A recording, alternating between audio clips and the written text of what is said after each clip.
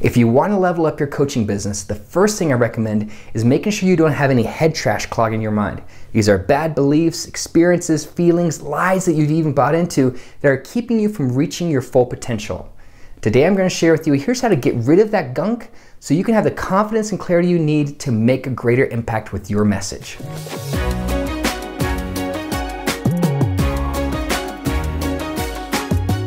Hi, I'm Jon Cook. I'm the founder of Keynote Content, helping clarify your message, elevate your impact, and change your world for good.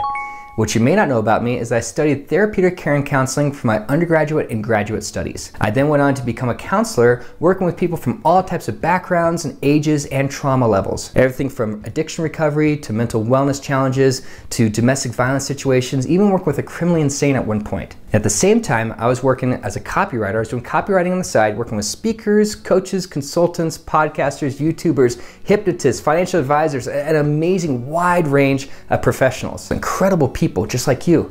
And what I noticed as I was working with business coaches, I started to see many of the same patterns working with business coaches as I saw working with trauma victims as a counselor. Everything from unhealed pains from the past, or toxic mental narratives, or coping mechanisms, or even the way that many coaches see and engage with the world around us. I call that head trash. And as I'm talking right now, it might sound a bit too familiar to you. Or as you're listening to this, you might say, I wonder, is that what's holding me back? Because there's likely something from your past that's keeping you from reaching that full impact and connection that I know you're capable of. That's why you're watching this.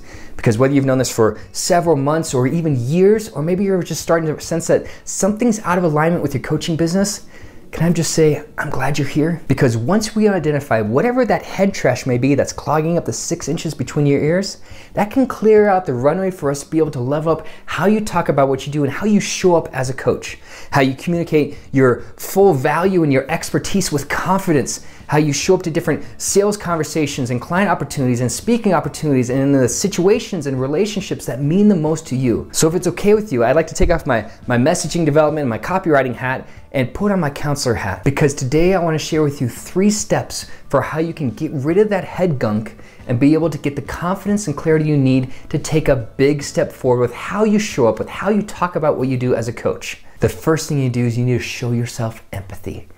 Now, there's no shame in having head trash as a coach. Every single prospect, every single client I've ever worked with has shown some type of flashes or even full-on signs of unresolved trauma or some hurt that they need to keep working through, get the healing that they need. And I've got my own stuff that I have to work through from day to day, and I think that's part of being human. And you might be saying, but Jon, I don't want to be held back by that. I don't want to feel like I'm just constantly limited on my potential just because of this crap from the past. And the good news is that you don't have to be. Empathy is a popular term used by a lot of different business coaches, and that may even be something that you talk about, empathy. And it's an amazing experience to be able to really show that empathy to your coaching clients. I even put together a different video that's in the comments section where it talks about here's how to really communicate that empathy to your coaching clients. But I have a question for you. What does empathy mean to you? What does that empathy mean for you?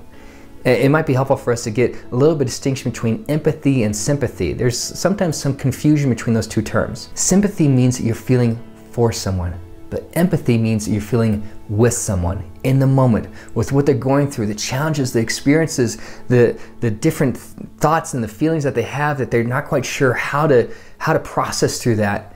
And I'm here to tell you that you deserve your empathy.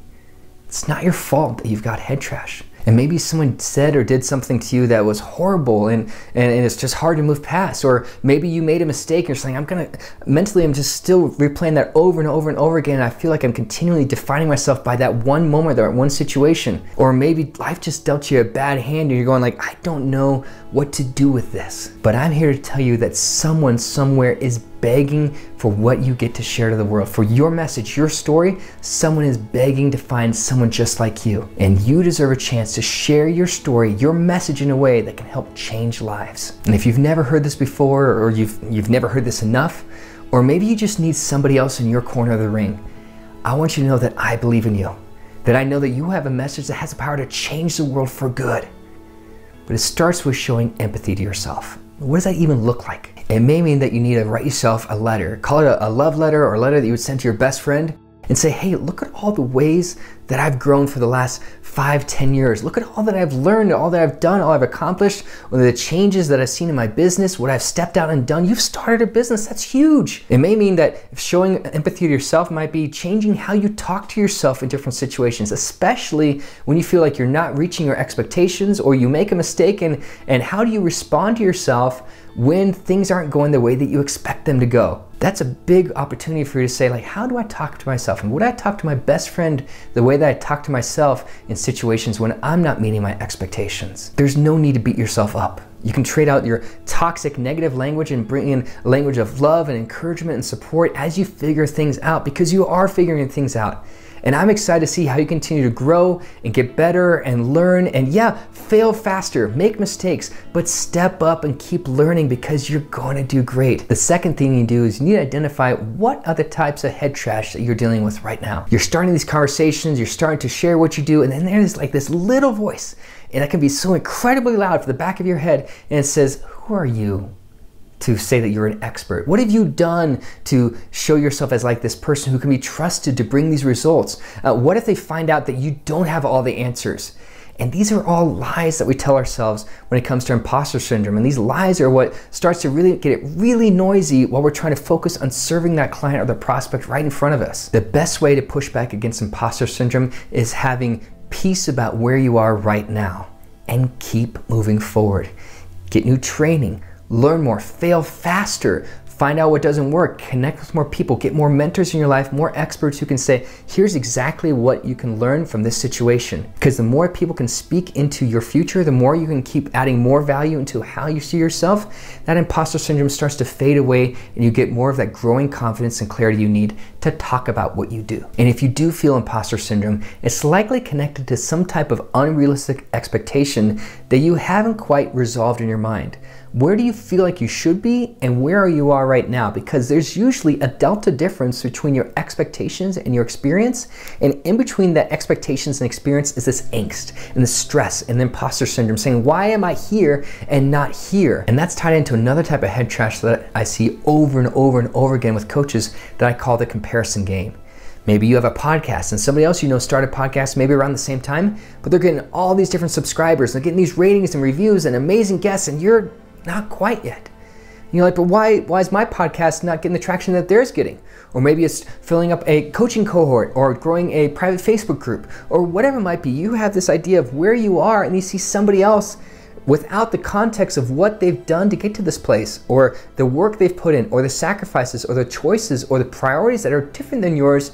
They're getting different results because of other factors that have likely nothing to do with you. And maybe it's a timing thing, or maybe it's connections, or maybe it's expertise from, like, they've been in the industry longer than you have, or they started 3, 4, 5 years, 10 years before you, but even though you started a podcast at the same time, there's this idea of saying, why haven't we grown at the same time? Maybe they have more momentum because they have a longer runway that they've had to get to where they are right now, that you don't have that just yet. But when we get stuck in this comparison game, the quote says, comparison is the thief of joy, and this is stealing your joy. All the joy you would put into growing your coaching program, or starting your podcast, or getting different interviews, or getting new speaking opportunities, all the joy of that's like, well, I got this, but it's not that where they are. Where are you with your coaching business right now? Where is this opportunity that you're in, and how do you find your joy right where you are? There will always be someone that's better than you with their coaching business. Better expertise, better connections, a bigger coaching program, better content with YouTube and TikTok and Instagram or whatever it might be. But where you are right now, that might not seem good enough in your mind, is a dream come true for someone else, for someone who wishes they had the courage to start their coaching program, start their coaching business like you had the courage to start yours. Those are just two of the different types of head trash that can clog your mind and limit your potential and your belief in yourself as a coach. In many cases, if you struggle with imposter syndrome or the comparison game, it's likely tied into a relational deficiency from a key relationship from your past. Maybe your parents said that they didn't believe you had what it takes to succeed. Or maybe you have a partner who said, I don't know if you have what it takes, or I don't know if you're smart enough or good enough or talented enough, or just something enough to be able to really pursue your dreams. Or maybe you didn't get the freedom to pursue your dreams in the past because somebody pressed their plans or their expectations on you for what they feel that you should have done with your life. And if that's the case, there's a good chance that you will benefit from at least a couple sessions with a licensed counselor or a licensed therapist who can help you unpack some of those unresolved expectations and get the healing and momentum that you need. What I know for certain though, is that when you give yourself the freedom to go from the I'm not enough to the I'm figuring this out, I'm getting better, I'm learning, I'm failing faster, I'm trying new things, that's when you can clear out a lot of that head trash and make way for a more confident, more powerful message to change lives. The third thing you need to do is you need to turn your trash into training.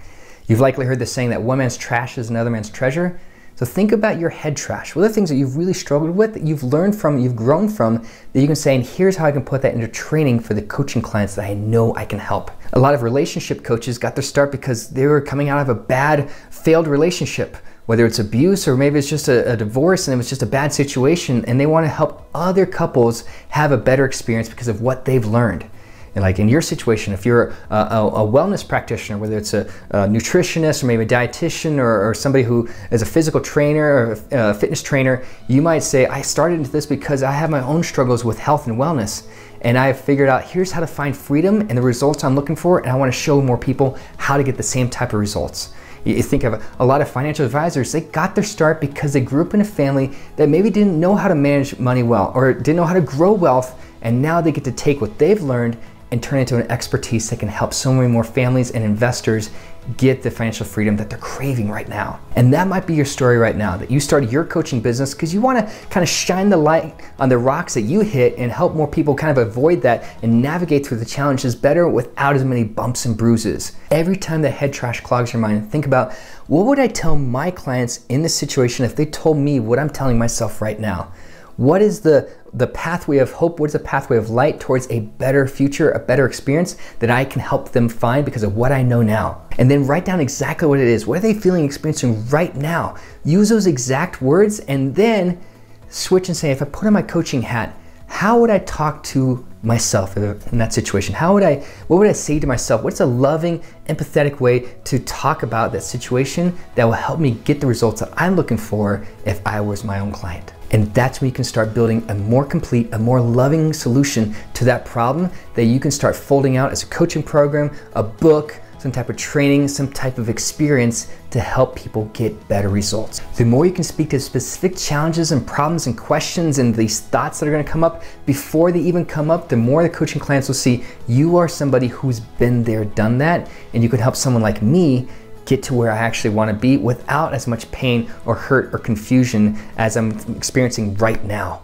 Now, this isn't a magic pill, and you're likely going to have other situations, other moments when this imposter syndrome or this comparison game or some other type of head trash pops up again. But it's likely because you have some unrealistic expectation from somebody else or even from yourself that you're trying to meet, that your experience isn't there yet, and that's okay. That's why you keep moving forward.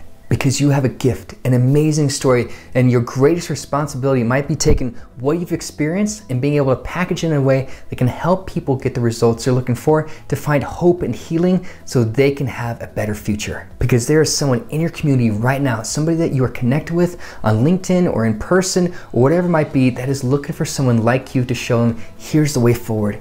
Here's what you've been looking for so long, and I can help you find that way. You've already taken the first step by watching this. And I truly believe that you're going to show yourself more empathy by saying, hey, I'm figuring this out. I'm not expected to be perfect. And from time to time, I might even fall short of my expectations, but I'm going to keep learning. And what I love is you're going to identify, what is that head trash? Is it imposter syndrome? Is it comparison game? Is it something else that's just unresolved? And you need to talk to a counselor or a therapist about it. That's okay too. There's no shame in that. But I know for certain that you're going to turn your trash into training, because you care about helping people with your message. And if you love what I shared today, go and hit subscribe. You can catch more of my videos helping you figure out how to talk about your coaching business in a natural, easy, empathetic way. And one of the things that might be overwhelming for you right now is like, I know I can help so many different people, but I don't even know where to start. I have found that coaches who focus on only one type of coaching client at a time, those are the ones who grow their businesses faster. I even put together walking through why that's the case, so hit play on this next video. We'll see you there.